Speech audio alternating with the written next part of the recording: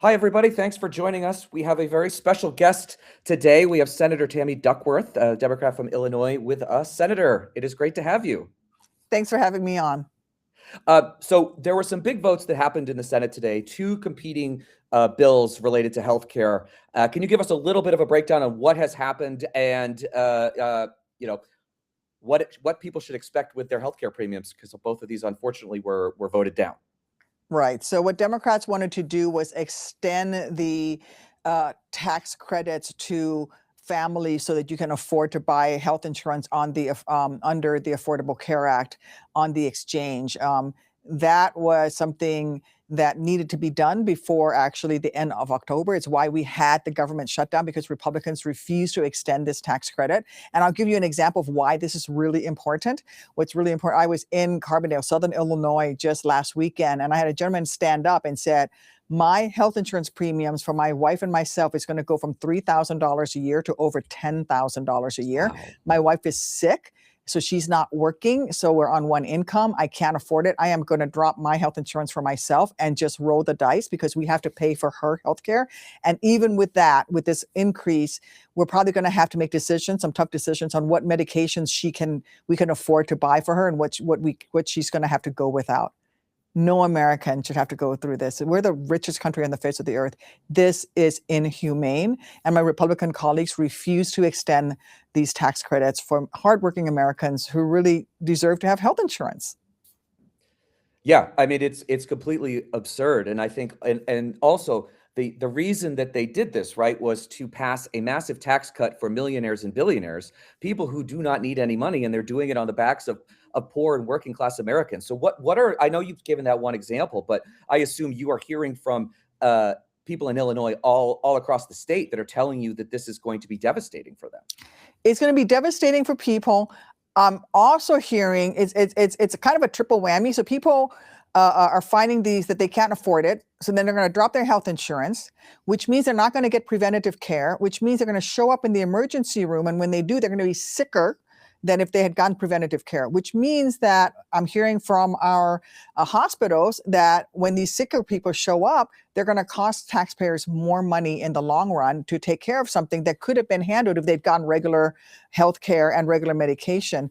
And then the last thing that's happening, the third thing that's really important, is that Republicans' big, beautiful bill cut so much Medicaid funding that now our rural hospitals are in crisis. And in Illinois, we're looking, according to the Illinois Hospital Association, we may lose as many as 9 safety net hospitals and 93 nursing homes. And so we've got a double whammy of they took away Medicaid that funds so many of our rural hospitals. At the same time, they made health insurance more expensive for the people who were actually buying health insurance for themselves.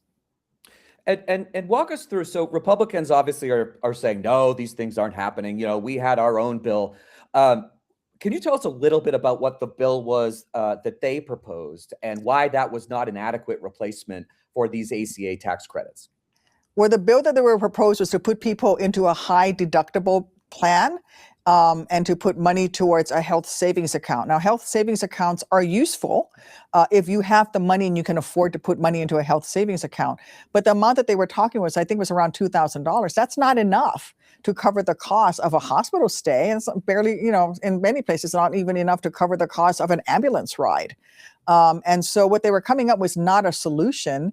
It was just a way to try to paper over what is really happening, which is they're making health insurance affordable for the vast majority of Americans who will drop their health insurance, which would then make it more expensive for the rest of us. And it wouldn't matter whether or not you were taking advantage of subsidies. Your health insurance is going to be more expensive because so many more people drop it. And then because of the cuts and the Medicaid cuts and more people showing up ill, we're going to see that hospitals are going to start shutting down, which means that even if you had Blue Cross Blue Shields on your health insurance card and not Medicaid, you won't have a local hospital to go to, regardless of how you're paying for your health care.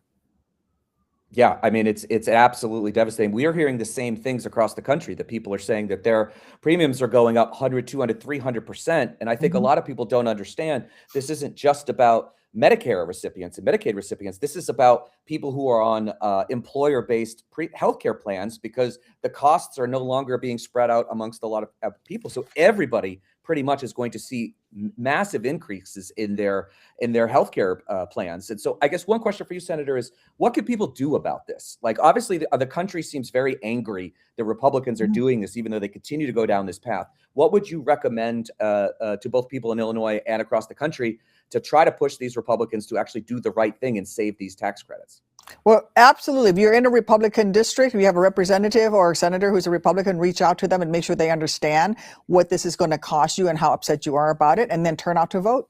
Voting matters. And my Republican colleagues continue to vote for Elon Musk to get a over $300,000 tax cut and to take away health insurance from the average family who, they're just trying to pay for their own health insurance and get by.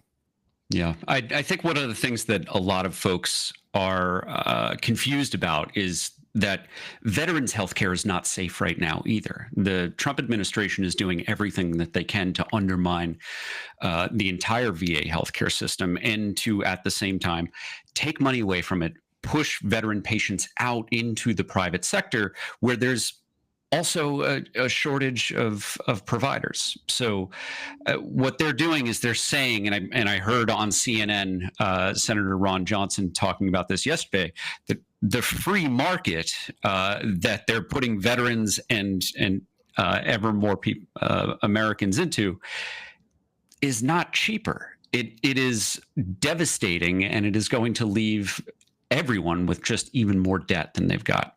So switching topics just a little bit, this is a very hard pivot. Senator, you had a hearing with the Armed Services Committee this morning talking about the domestic deployment of troops, which has been an issue that Donald Trump has brought to your state. Can you tell us what happened at this hearing today? Yes. So they basically did, the Trump administration officials did three incredibly astonishing things. One, they refused to rule out the possibility that this mission could expand beyond federal protection. In theory, these troops are there to protect federal property from rioters and federal officials like DHS and ICE agents from violent rioters. So their job is to protect the feds and to protect federal property. But in this hearing, they said, you know what, we can see us expanding beyond this federal protection mission. And in fact, Secretary Hegseth has ordered a special unit be formed in the National Guard in order to be a quick reaction force to respond on a policing function, which, by the way, is illegal. They also refused to rule out the possibility that troops could be deployed for that law enforcement function. And they argued that they can actually do this because the governors of some of these states are supportive of it. But so then what you have is in Illinois, our governor said, no, you can't activate our military to do a law enforcement function. So they sent in Texas National Guard. So now you have Texas National Guard approved by the governor of Texas to come do law enforcement function in Illinois. Again, completely unconstitutional. And then the third thing, which is incredibly worrying to me, is that they would not commit to providing legal protection for service members who try to protect civilians from federal agent abuse. So in Illinois, we have seen videos of federal agents slamming children to the ground. There was a sniper on the third floor of a building who shot a priest who was praying in the head with pepper bullets. And so if a National Guardsman stepped forward to help that child that's being, violently slammed to the ground by a federal agent, they could come under legal jeopardy under the military for not, for stepping in. And the DoD said, you know what, we're not going to provide legal protection. So they're putting our military men and women in legal jeopardy. I think that is the Trump administration's entire game here, is they are putting troops on the streets hoping that they are targets. And we've seen this tragically happen in Washington, D.C. It doesn't matter what the motivation of the individual was. There is one service member who was killed and another service member, both from West Virginia, who was seriously injured. There was no reason for them to be on the streets. And now in Washington, D.C., the D.C. police are escorting the National Guard, which makes absolutely no sense. If there's a crime problem, the police should be addressing the crime, not escorting service members.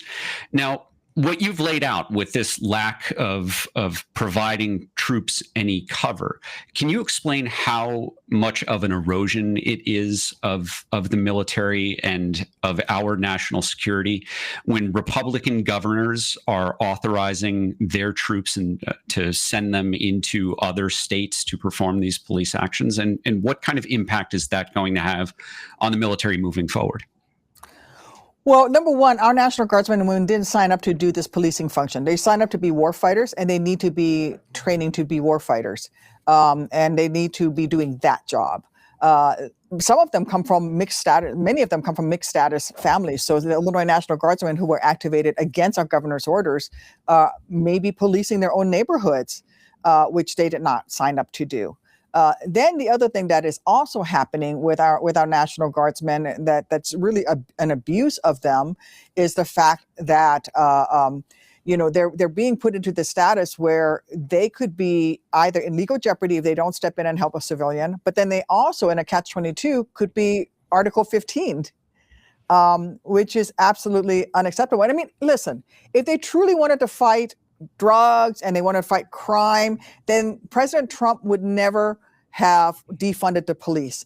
In the hearing today, one of the things that came up was a member of the Homeland Security Committee said that in the amount of money that has been spent on the National Guard mission, we could have hired 9,000 police officers.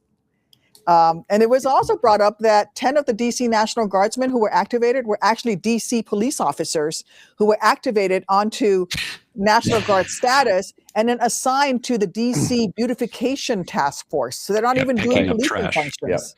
So Senator, So Senator, we have one more question for you, and then we'll get you out of here. But obviously, we've seen a lot of talk of Democrats asking for Secretary of Defense. I'm not going to say war. Secretary of Defense Pete Hegseth, whether he should resign or be fired or impeached. What is your position on whether the Secretary of Defense should continue in that role or not? He should be fired. He should resign. This is the least qualified Secretary of Defense in our nation's history. The only one thing that he's good at is sucking up to Donald Trump, which is why he keeps filling up. And he is, remember, he was deemed to be problematic to actually provide security during the inauguration, and now he's Secretary of Defense. And you see that he's, providing classified information on our troops' movements. He is doing things that are blatantly illegal. But this president, likes guys who suck up to him, and so he's keeping his job, I guess. But that puts our military men and women in jeopardy, and I worry that the American people are going to lose trust in our nation's military, and that's going to be dangerous for all of us. Do you think that Republicans are fed up enough that impeachment of Hegseth could be on the table if Donald Trump refuses to fire him? I don't know that they're fed up enough. I think they're not scared enough of losing their jobs, right? My Republicans who actually were willing to stand up are no longer in Congress or are retiring. And now what we have are a bunch of people who will do whatever they need to in order to keep their jobs. And that means kneeling down, bending the knee to Donald Trump and whatever illegal thing he wants to do, and justifying all of these erosions of norms in our country, and also jeopardizing our democracy. Well, Senator, thank you very much for this. I know you've got to run, but we really appreciate everything you're doing to hold the Trump administration accountable. And we'll hopefully have you back on soon. And thank you for all you're doing to make sure that these guys are held accountable. Thank you. Thank you, Senator.